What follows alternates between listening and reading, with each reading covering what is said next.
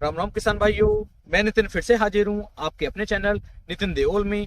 किसान भाइयों, आज हम बात करेंगे गेहूं की फसल के अंदर आखिरकार हमें कितने स्प्रे करने चाहिए यदि हम संतुलित खाद की मात्रा नीचे नहीं डाल पाते हैं और हम सिर्फ चाहते हैं कि 1 से 2 खाद नीचे डाल करके सिर्फ स्प्रे के ऊपर अपनी गेहूं की फसल से एक शानदार और अच्छी पैदावार कैसे ले पाएं। तो इस वीडियो को यदि आप पूरा देखेंगे तो आपको एक सही और शानदार जानकारी किसान भाइयों मिल जाएगी।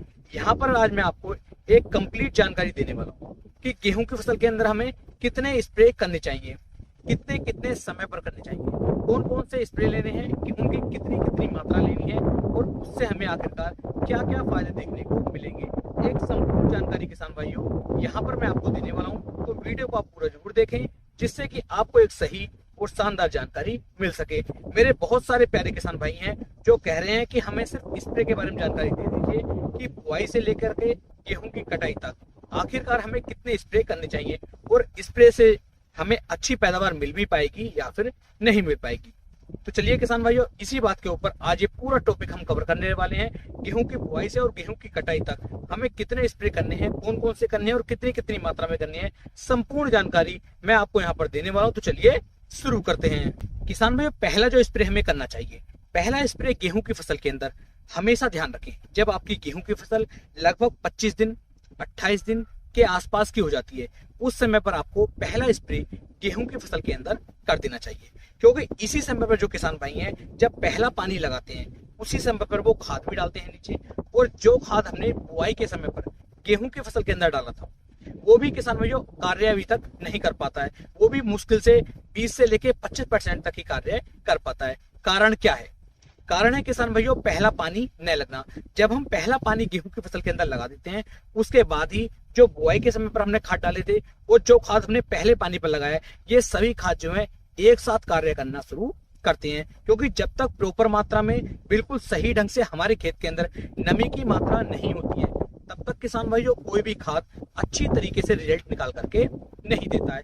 तो पहला जो स्प्रे आपको करना है वो 25 दिन से लगा कर 28 दिन 30 दिन लास्ट 30 दिन के बाद में आपको पहला स्प्रे नहीं करना चाहिए। तो पहले स्प्रे के रूप में आपको कौन सा वाला स्प्रे लेना है, उसकी कितनी मात्रा लेनी है और उससे हमें क्या क्या फायदे देखने को मिलेंगे, इस चीज को जान लेते हैं। तो पहले एक स्प्रे के रूप में जो हम लेंगे वो लेंगे NPK 19-19-19 या फिर NPK 18-18-18 सल्फर युक्त खाद, जो ज्यादातर किसान भाइयों इफ्को कंपनी का आपको देखने को मिलता है या फिर किसी और कंपनी का भी आपको देखने को मिल रहा है जिसके अंदर NPK 18-18-18 की मात्रा भी है और सल्फर भी उसके अंदर मिक्स है।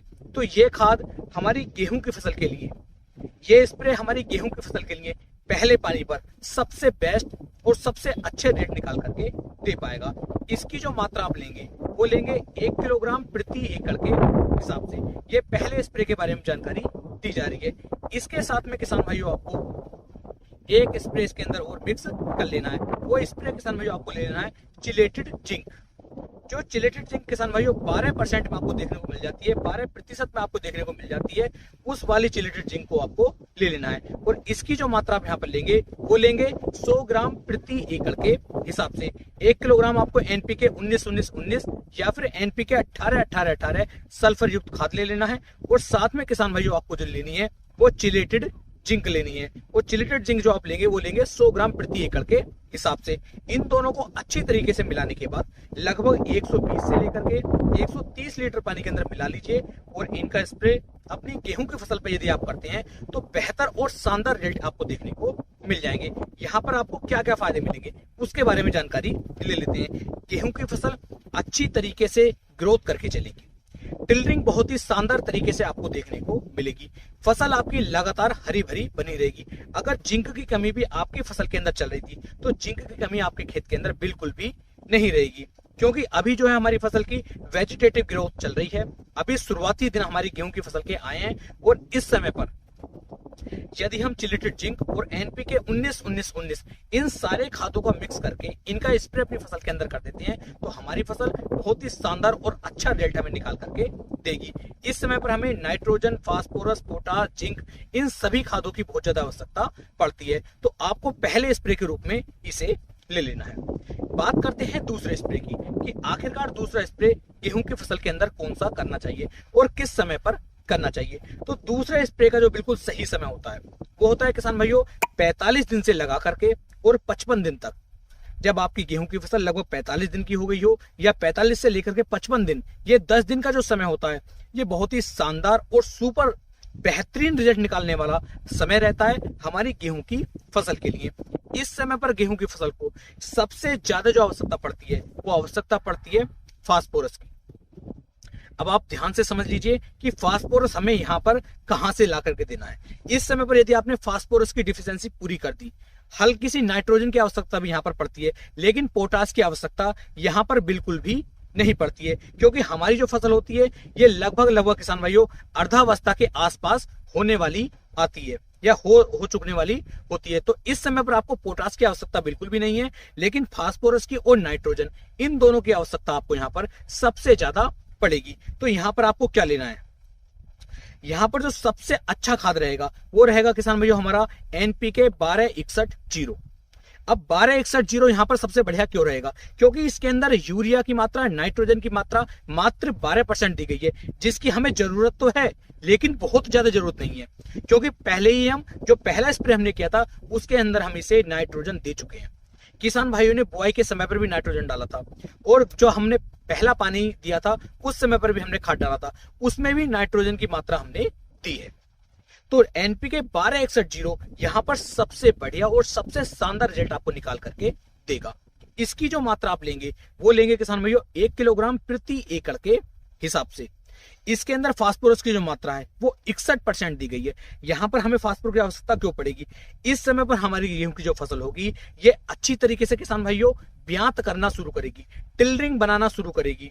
इसकी जड़ों का निर्माण इस समय पर इतनी तेजी के साथ होता है, इस समय पर पोषक तत्वों की आवश्यकता गेहूं की फसल को काफी ज्यादा रिक्वायरमेंट इस समय पर रहती है। वैसे जो हमारे पोषक तत्वों की कमी थी वो तो सभी खादों से हमने कर ली, लेकिन इस समय पर यदि हम फास्फोरस डाल देते हैं तो जड़ों का निर्माण और भी तेजी के साथ नीचे की तरफ होगा।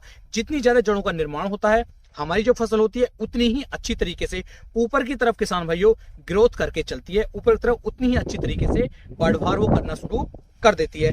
फसल लगातार हमारी हरी भरी बनी रहती है और जितनी ज्यादा टिल्डिंग, जितनी ज्यादा कल्ले हमारी गेहूं की फसल के अंदर निकलते हैं उतनी ज्यादा पैदावार किसान भाइयों हमें देखने को मिलती है। तो इस चीज का आपको बहुत ज्यादा ध्यान रखना है। तो एनपीके 1261-0 जो हमारा है इसकी मात्रा लेंगे आप 1 किलोग्राम प्रति एकड़ के हिसाब से।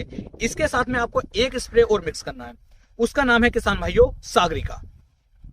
जो सागरिका लिक्विड में आती है इसकी मात्रा आपको 400 ml प्रति एकड़ के हिसाब से आपको अपनी गेहूं की फसल के अंदर उपयोग में लानी चाहिए। 1261-0 ले लीजिए 1 किलोग्राम, 400 ml ले लीजिए आप सागरिका, दोनों को मिक्स कीजिए। लगभग 130 से लेकर के 150 लीटर पानी के अंदर मिला करके आप इसका स्प्रे कीजिए, बेहतर और शानदार रिजल्ट आपको निकाल करके मिलेंगे।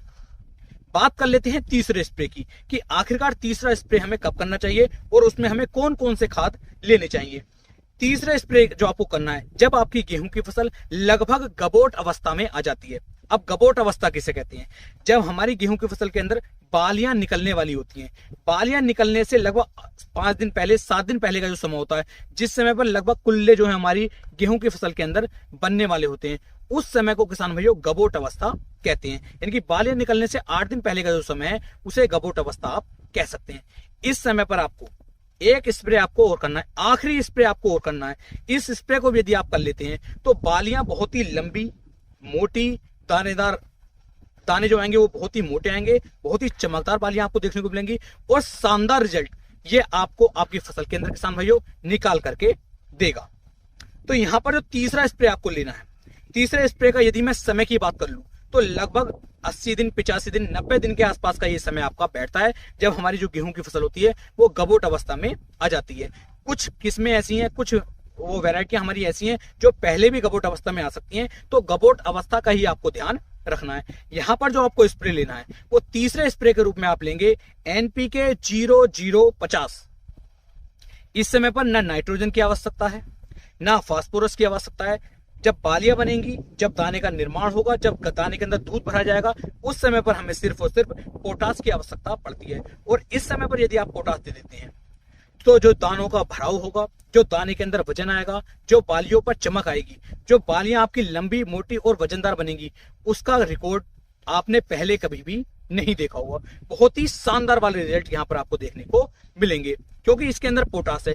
पोटास के होने की वजह से तना भी मजबूत रहता है और बालियों के ऊपर शाइनिंग भी किसान भाइयों आपको देखने को मिल जाएगी। पोटास की जो मात्रा आप यहाँ पर लेने वाले हैं, यानी कि एनपीके 0050 की जो मात्रा आप लेने वाले हैं, वो आपको लेनी है 1 किलोग्राम प्रति एकड़ के हिसाब से।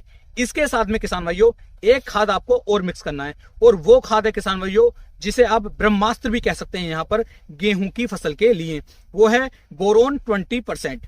जो बोरोन 20% पे आपको देखने को मिलता है, इसकी मात्रा आपको लेनी है 100 से लेकर के 150 ग्राम प्रति एकड़ के हिसाब से। इससे ऊपर की मात्रा बिल्कुल भी ना लें। 100 ग्राम की मात्रा भी काफी रहती है, तो 100 ग्राम बोरोन 20% को आप ले लीजिए। एनपीके 0050 को आप 1 किलोग्राम ले लीजिए। दोनों को मिक्स करो और लगभग 150 लीटर पानी के अंदर मिक्स करके पूरी गेहूं की फसल के ऊपर आप अच्छी तरीके से इसका स्प्रे कर दीजिए, और बाद में अपनी गेहूं की फसल की आप एक सिंचाई कर दीजिए। मैं गारंटी दे सकता हूं, 100% लिखित तौर पर दे सकता हूं, बहुत ही बेहतरीन और शानदार रिजल्ट आपको देखने को मिलेंगे। जो एवरेज जो उत्पादन आपने पिछले गत वर्षों में अपनी गेहूं की फसल से निकाला था, उनके मुकाबले कम से कम 20 से लेकर 25% ज्यादा की पैदावार किसान भाइयों आपको देखने को मिल जाएगी। तो इस तरीके से इन तीनों स्प्रे को आपको अपनी गेहूं की फसल के अंदर करना है। यदि किसी तरह की कोई फंगस का अटैक है तो आप इसके अंदर फंगीसाइड मिला सकते हैं। किसी तरह के कीट का अटैक है तो आप इसके अंदर कीटनाशक भी मिला सकते हैं। और आपकी समझ में नहीं आ रहा है कि कौन से फंगीसाइड का उपयोग करें या फिर कौन से कीटनाशक का उपयोग करें, तो नीचे कमेंट करें। मैं आपको बहुत अच्छी तरीके से समझाऊंगा कि आपको कौन सा कीटनाशक लेना चाहिए या फिर कौन सा फंगीसाइड लेना चाहिए। उम्मीद है मेरी ये जानकारी, मेरी ये वीडियो आपको बहुत ज्यादा पसंद आई होगी।